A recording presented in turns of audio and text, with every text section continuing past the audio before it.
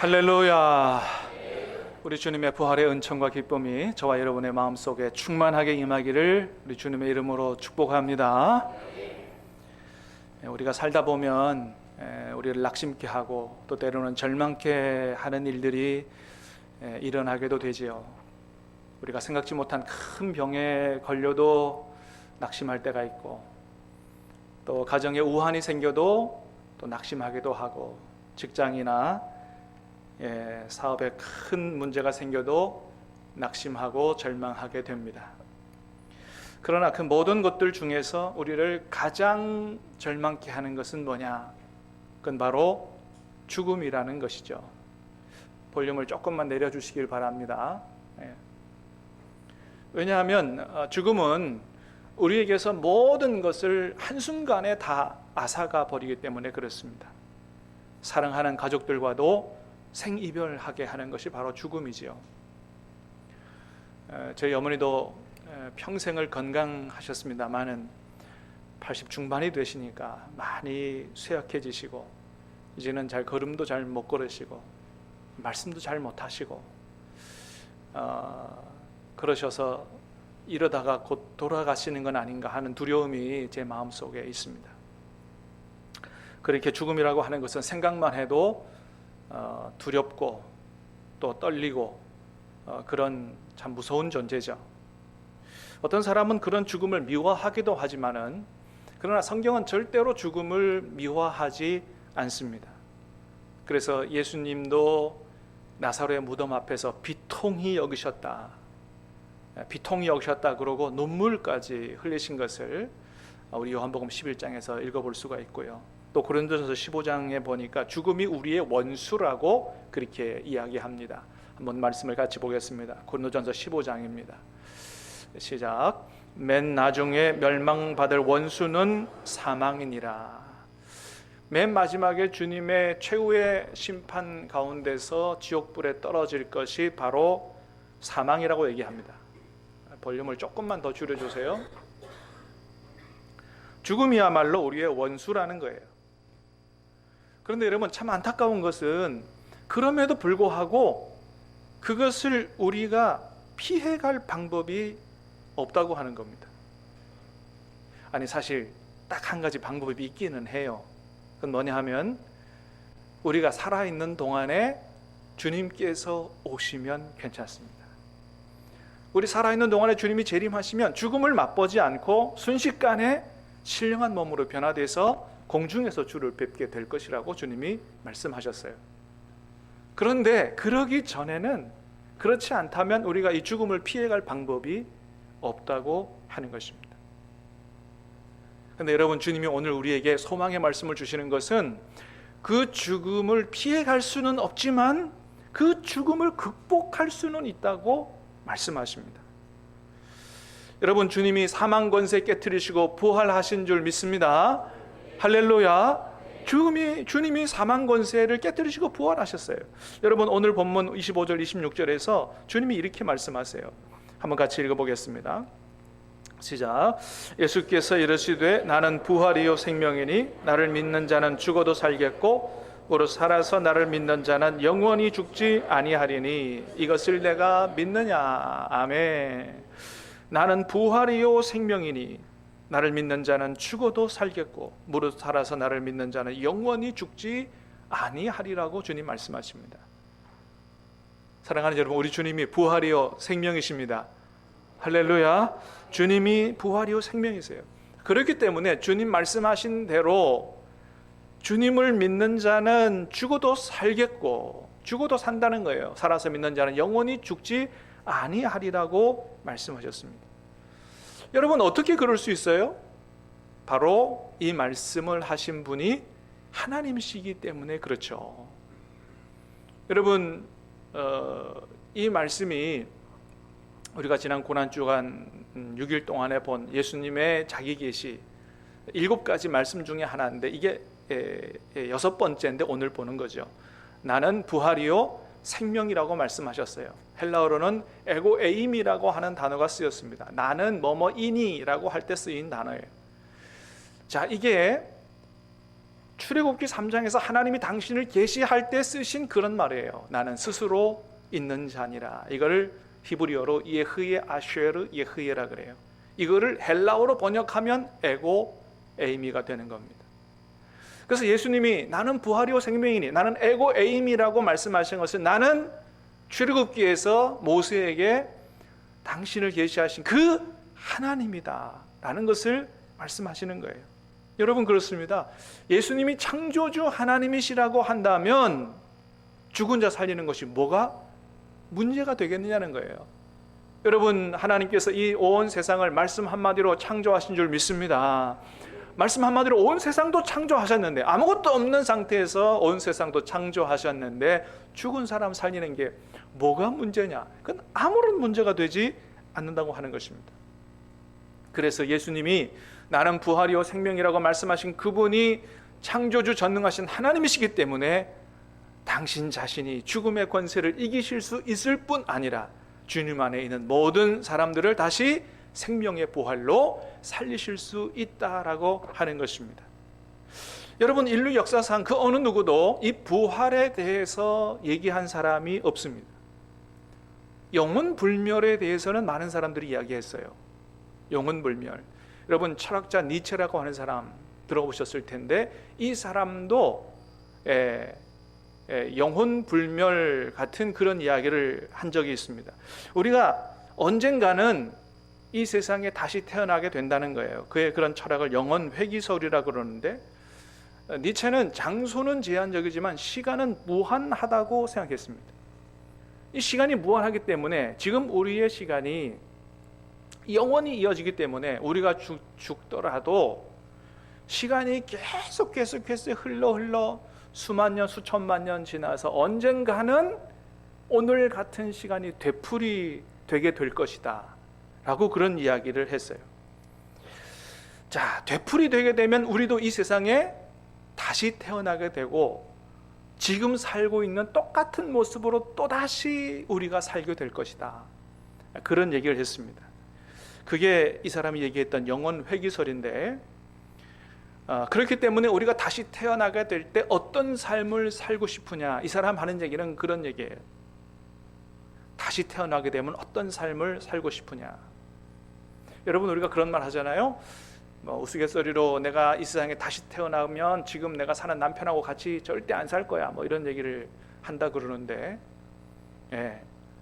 여러분, 니체 얘기는 그런 겁니다. 우리가 다시 태어나도 그 남편과 같이 살게 될 거다, 그런 얘기 하는 거예요. 그러면 많이 실망하시는 분들이 있을지 모르겠습니다만은 실망하지 마시기를 바랍니다. 왜냐하면 이건 니체가 그렇다는 얘기지 실제가 그렇다는 얘기가 아니기 때문에 그렇습니다. 여러분, 그는 그냥 철학자에 불과하죠.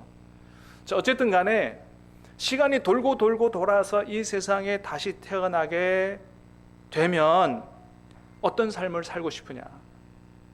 다시 태어나게 되면 어떤 삶을 살고 싶으냐? 정말 네가 원하는 최고의 삶을 살고 싶지 않겠느냐? 그런 삶을 맞이하려면 오늘 네가 원하는 그런 삶을 만들어가기 위해서 최선을 다하는 삶을 살아라, 그런 얘기를 하는 거죠. 여러분, 이렇게 니체가 영혼 회귀에 대해서 이야기를 했습니다마는 부활에 대해서는 이야기한 일이 없습니다. 니체만이 아니에요. 그 어떤 철학자도, 소위 성인이라고 말하는 사람도, 아니면 다른 종교를 창시한 그 창시자들도, 교주들도, 어느 누구도 부활을 얘기한 사람이 없습니다. 오직 우리 주 예수님만 부활을 얘기했다고 하는 것입니다. 여러분, 주님이 부활을 말씀만 하신 게 아니죠. 실제로 사망 권세 깨뜨리시고 다시 부활하셨습니다. 할렐루야. 실제로 주님이 부활하셨어요. 이거는 무슨 예수님의 주장이라든지 제자들의 주장이 아니에요. 이것은 실제예요. 수많은 증거들이 있다는 것이죠. 요한복음 1장에도 그래서 그런 말씀이 기록되어 있어요. 한번 같이 읽어보겠습니다. 요한복음 1장 3절 시작. 그가 고난받으신 후에 또한 그들에게 확실한 많은 증거로 친히 살아계심을 나타내사 40일 동안 그들에게 보이시며 하나님 나라의 일을 말씀하시니라. 아멘. 고난받으신 이후에 십자가에 달려 죽으신 이후에 그들에게 확실한 많은 증거로 친히 살아계심을 나타내셨다. 주님이 부활한 많은 증거가 있다는 거예요. 그래서 제가 부활절 되면 주님이 부활하신 증거에 대해서 여러 차례 말씀을 드렸습니다마는 그 중에서 가장 강력한, 주님이 부활하셨다는 그 가장 강력한 증거는 뭐라 그랬어요? 바로 스데반을 죽인 사울이라는 청년이 사도 바울로 변화된 것이라고 했어요. 여러분, 우리가 잘 아는 것처럼 사울은 예수님 믿는 사람들을 잡아다 감옥에 넣고 죽이는 그런 사람이었습니다. 그가 그렇게 한 이유가 있어요. 왜냐하면 그는 바리새인이, 아주 철저한 바리새인이었어요. 정말로 구약에 있는 하나님 말씀대로 그렇게 살려고 애쓰는 사람이었어요. 구약 성경에 보니까 나무에 달린 자는 하나님의 저주를 받은 자라고 되어 있단 말이죠. 아니, 나무에 달린 자는 하나님의 저주를 받은 자고, 예수는 십자가에 나무에 달려 죽었는데 그 하나님의 저주를 받은 사람인데 어떻게 하나님의 저주를 받은 사람이 우리의 구세주고 메시아가 될 수 있느냐? 저거 미친놈들이다. 그래서 그 하나님을 욕되게 하는 이 그리스도인들을 그냥 둬서는 안 된다고 생각하고 이들을 아주 살기가 등등해서 그들을 잡아다 감옥에 가두고 죽이고 이런 삶을 살았던 사람이 바로 사울입니다. 근데 그러던 그가 사도 바울로 변화돼서 자기의 인생 마지막까지 예수님이 그리스도요 메시아라고 하나님의 아들이라고 전도하는 이런 삶을 살다가 순교하는 그런 사람으로 변화됐다고 하는 거예요. 여러분, 그가 어떻게 이렇게 180도 변화될 수 있었을까요? 다른 답이 없어요. 무엇으로도 그를 회유할 수 없고요. 그렇게 아주 투철한 사명의식 가지고 그리스도인들을 잡아 죽이던 그 바리새인 그 사울을 바꿀 수 있는 방법이 없는 거예요. 단 하나는 그가 부활하신 예수님을 만났다라고 하는 것입니다. 여전히 그리스도인들을 잡으러 가다가 다메섹 도상에서 부활하신 주님을 만난 이후에 그가 완전히 다른 사람으로, 주님을 증거하는 사람으로 변했다고 하는 거예요. 그것 아니면 그의 변화를 설명할 길이 없습니다. 자기 자신이 간증합니다. 내가 부활하신 예수를 만나서 이렇게 변화되었노라고 간증하죠. 여러분, 그래요. 바울이 바로 부활하신 예수님을 만나고서야 왜 십자가에 달려 죽은 그 하나님의 저주를 받으신 예수가 우리의 구세주인지를 확실히 깨닫게 된 거예요. 왜요? 나중에 알고 나니까 그 저주는, 그 예수님 받으신 저주는 누구 대신 받은 저주라는 걸 깨달아 된 거예요. 우리가 받을 저주를 대신 받으신 것이라는 것을 깨달아 알게 된 거예요. 그래서 갈라디아 3장 13절에 그렇게 얘기합니다. 시작. 그리스도께서 우리를 위하여 저주를 받은 바 되사 율법의 저주에서 우리를 속량하셨으니 기록된 바 나무에 달린 자마다 저주 아래에 있는 자라 하였음이라. 그래요. 그가 아는 대로 구약 성경에 나무에 달려 죽은 자, 하나님의 저주를 받은 자라는 게 맞아요. 근데 뭘 못 깨달았느냐? 우리 대신 저주를 받았다는 걸 못 깨달은 거예요. 근데 그 십자가 달려 죽은 예수님이 부활하셨다라는 사실을 자기가 그 예수님을 만나고 나서 비로소 완전히 깨달아진 거예요. 아하, 죽은 예수님이 부활하셨네. 그럼 도대체 이게 뭔가? 그 십자가에 달린 예수님이 우리가 받을 저주를 대신하여 받으시고 죽으셨고 하나님께서 그를 다시 살리셨다라는 것을 깨달아 알게 된 것입니다. 사랑하는 여러분, 간절히 바라기는 오늘 이 아침에도 부활하신 주님을 만날 수 있게 되기를 주님의 이름으로 축복합니다. 그래요. 여러분, 오늘 본문에서 보는 것처럼 예수님은 죽은 나사로를 살리셨습니다. 그런데 성경을 보면 주님께서 죽은 사람 살린 게 나사로만이 아니에요. 회당장 딸 야이로도 살렸고요, 나인성 과부의 아들도 살리셨어요. 이거 뭘 보여주는 겁니까? 나사로 한 사람 살리셨으면, 어떤 사람은 그런 얘기합니다. 그거는 주님이 나사로 살린 게 아니다. 나사로 누이들과 이 제자들이 짜고 예수님이 짜고 그런 일을 만들어낸 거다, 이렇게 이야기하는 그런 사람도 있습니다. 한 사람 살리셨다면 혹시 그런 의심이 들을지 모르겠어요. 근데 여러 사람 살렸다는 얘기 뭡니까? 그건 빼도 박도 못하는 진실이라고 하는 것을 이야기하는 거죠. 예수님이 죽은 사람을 살리시는 분명한 능력을 가지신 분이요, 두 번째는 못 살릴 사람이 없다는 사실도 보여주는 겁니다. 야이로의 회당장의 딸, 어린 소녀도 살리셨어요. 나인성 과부의 아들 청년도 살리셨어요. 장년 나사로도 살리셨다. 할렐루야.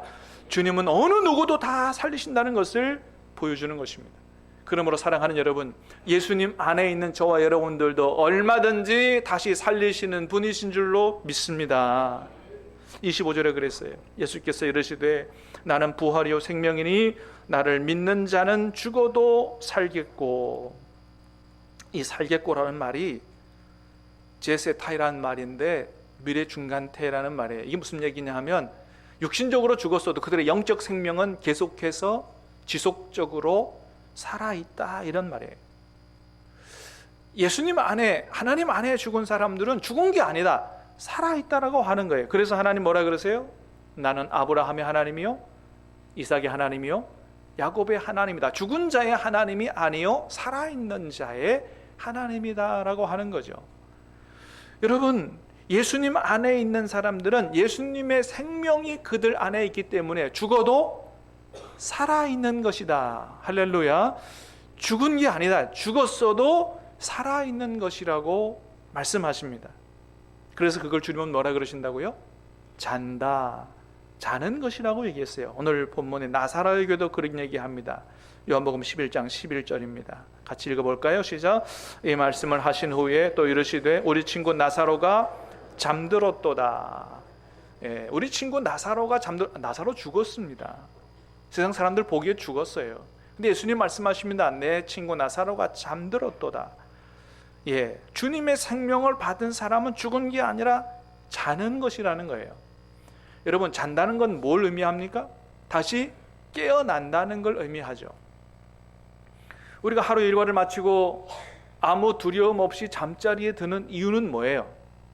다음날 아침에 다시 일어날 수 있다라고 하는 확실한 믿음 때문에 우리가 얼마든지 잠자리에 들 수가 있는 거죠. 그렇습니다. 자는 것은 깨어난다는 것을 이야기하는 거예요. 누구의 품에? 하나님의 품에. 사랑하는 여러분, 하루 일과를 마치고 잠자리에 드실 때 여러분 이렇게 기도하시길 바랍니다. 주님, 오늘 이 밤에 내가 주님 품에 잠들기를 원합니다. 주님 품에서 쉬기를 원합니다. 여러분 그렇게 기도하시기를 바라고, 여러분의 모든 날마다의 그런 잠이 주님 품 안에서 안식을 취하는 그런 복된 잠이 될 수 있게 되기를 주님의 이름으로 축복합니다. 여러분, 우리가 주님 품에 잠들 수 있다면 그 얼마나 복된 안식이에요.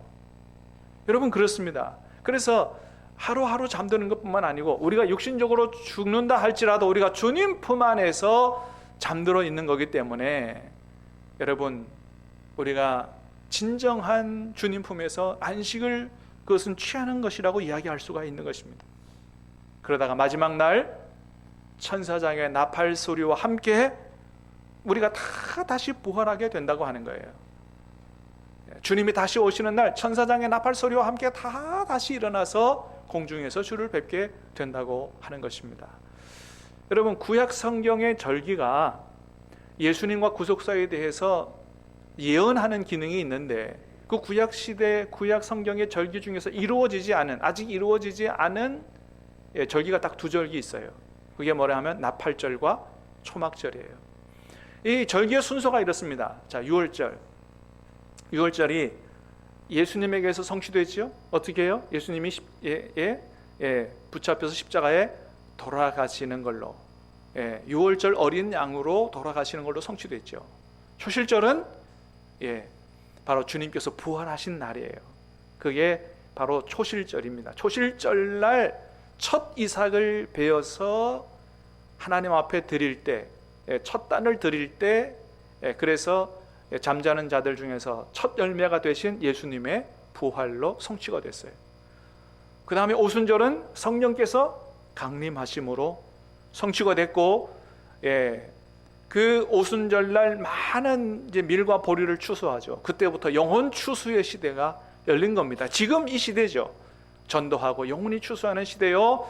나중에 주님의 오시는 그날 천사장의 나팔 소리와 함께 주님이 재림하시는 나팔절이 남아있고, 그 다음에 모든 알곡을 걷어서 천국 곳간에 드리는 초막절이 남아있는 것입니다. 여러분, 우리가 주님 안에서 다시 부활하게 될 때 가장 아름답고 건강한 신령한 몸으로 다시 살아나게 될 줄로 믿습니다. 고린도서 15장에 보니까 그랬어요. 같이 한번 읽어보겠습니다. 시작. 죽은 자의 부활도 그러하더니 썩을 것으로 심고 썩지 아니할 것으로 다시 살아나며 욕된 것으로 심고 영광스러운 것으로 다시 살아나며 약한 것으로 심고 강한 것으로 다시 살아나며 육의 몸으로 심고 신령한 몸으로 다시 살아나라니 육의 몸이 있은즉 또 영의 몸도 있느니라. 아멘. 자, 부활하게 되면 썩지 아니할 몸으로 부활하게 된다. 다시는 썩지 아니할 몸으로, 또 영광스러운 몸으로, 연약한 몸이 아니고 강한 몸으로 영원히 살 신령한 몸으로 되살아나게 된다고 말씀하셨어요. 그러므로 사랑하는 여러분, 질병 가운데 있는 모든 성도들, 또 장애우들 걱정하지 마시길 바랍니다. 주님이 재림하시고 우리가 부활하시는 날 연약하지 않은 강하고 신령한 새로운 몸으로 가장 건강하고 아름다운 모습으로 부활하게 될 줄로 믿습니다. 우리 어르신들도 지금 같은 모습이 아니라 가장 아름다웠던 건강했던 그런 모습으로 새롭게 부활하신다는 거예요. 우리와 함께 신앙생활을 하다가 먼저 하나님의 품에 간 모든 우리 믿음의 선배들도 그날에는 다시 다 아주 건강하고 아름다운 모습으로 만나게 될 줄로 믿습니다. 주님이 우리에게 그렇게 부활의 산소망을 주셨습니다. 그런데 여러분, 오늘 주님은 말씀하세요. 그 부활의 축복을 미래에만 누릴 게 아니라 오늘 누려야 된다고 말씀하시는 거예요. 오늘 주님께서 요한복음 11장에서 말씀하시는 이 부활이요 생명이니는 그 축복을 오늘 누리라고 말씀하시는 거예요. 여러분, 예수님이 마르다에게 이렇게 말씀하세요. 23절 시작. 예수께서 이르시되 내 오라비가 다시 살아나리라. 그랬더니 마리아가 뭐라고 대답합니까? 24절에 보니까 마르다가 이르되 마지막 날 부활 때에는 다시 살아날 줄 내가 아나이다. 마리아가 가진 부활의 소망은 미래예요. 자, 그랬더니 예수님이 또 뭐라 그러세요? 25절에 예수께서 이르시되 나는 부활이요 생명이니 나를 믿는 자는 죽어도 살겠고. 주님이 말씀하시는 부활과 생명은 언제라고요? 현재라는 거예요. 현재. 나는 부활이요 생명이니가 미래가 아니라 현재라는 거예요. 네 오라비가 오늘 산다는 것입니다. 오늘. 나중이 아니라는 거예요. 자, 그랬더니 마르다가 이렇게 고백합니다. 27절에 보니까 시작. 이르되 주여 그러하외다. 주는 그리스도시요 세상에 오시는 하나님의 아들이신 줄 내가 믿나이다. 그렇게 대답했어요. 그리고 마르다와 마리아와 함께 나사로의 무덤 앞에 갔어요. 돌을 옮겨놔라. 무덤의 문을 옮겨놔라. 그랬더니 마르다가 뭐라 그런다고요? 자, 39절에 보니까 주여 죽은 지가 나흘이 되었음에 벌써 냄새가 나나이다. 주님, 죽은 지 나흘이나 돼서 썩는 냄새가 납니다. 지금 부패되고 있는 저 시신을 어떻게 하신다고요? 그렇게 이야기하는 거예요. 무슨 얘기예요? 여러분, 금방 내가 주님을 믿나이다 라고 대답했는데 사실 실제로는 안 믿고 있다라고 하는 거예요. 입으로는 믿는다고 얘기했고 머리로는 믿는다고 생각했는데 실제로는 안 믿고 있다라고 하는 게 드러난 거죠. 혹시 우리의 믿음이 이렇지 않나요? 여러분, 저와 여러분들이 우리 주님의 그 부활이요 생명이라고 하는 그 말씀을 여러분 미래에만 아니고 오늘도 확실하게 믿게 되기를 주님의 이름으로 축복합니다. 주님 말씀하세요. 40절에 시작. 예수께서 이르시되 내 말이 내가 믿으면 하나님의 영광을 보리라 하지 아니하였느냐. 말씀하십니다. 내 말을 믿으면 하나님의 영광을 볼 것이라는 거예요. 여러분, 주님의 말씀을 믿으면 하나님의 역사를 보게 될 줄로 믿습니다. 저와 여러분의 삶에서 이 주님의 놀라운 부활과 생명의 역사를 경험할 수 있게 되기를 주님의 이름으로 축복합니다. 주님이 우리를 미래에만 살리시는 게 아니고 오늘 우리를 살리시겠다는 거예요. 우리를 다시 살리시겠다는 거예요. 여러분, 무엇 때문에 낙심하고 계십니까? 무엇 때문에 절망하고 계십니까? 무엇 때문에 걱정하고 계십니까? 부활하신 주님이 우리를 다시 살리실 수 있는 주님이 오늘 저와 여러분과 함께 계시는 줄로 믿으시기를 바랍니다. 주님 말씀하시는 거예요. 그 부활의 축복을 오늘 누리라고 하는 겁니다. 아무것도 염려하지 마라. 내가 모든 사망 권세를 깨뜨리고 3일 만에 부활한 내가 너희를 오늘 다시 살리고 새로운 부활의 삶을 살게 하시겠다고 말씀하십니다. 사랑하는 여러분, 그 부활의 능력을 가지신, 그 부활이요 생명 되신 주님이 오늘 여러분과 함께 계심을 믿으시고 그 주님과 함께 다시 일어나셔서, 다시 부활하셔서 주님과 함께 승리의 삶, 그 축복의 삶을 살아가는 저와 여러분의 모든 삶이 될 수 있게 되기를 우리 주님의 이름으로 축복합니다. 기도하겠습니다. 부활이요